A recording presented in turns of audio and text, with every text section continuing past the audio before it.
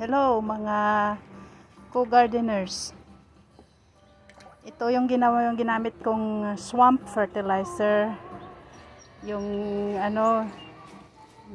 sinubukan kong gumawa na sinunod ko yung mga steps na ng agrinihan. If you follow agrinihan, ito yung inilagay ko sa bag. Yung yung mga pinagtalupan ng saging, mangga, hinog na mangga, at saka mga kitchen scraps.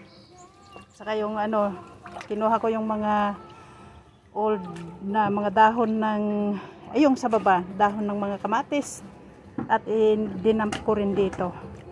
At kung during rainy days, kagaya ng for the past few days, ako ng tubig sa drum, nag-iipon ng tubig. So this is a rainwater na idinadagdag ko dito sa aking swamp fertilizer. Swamp, yan ang dinidilig ko sa mga halaman ko, kaya sila ay malulusog. Okay, thank you, bye for now.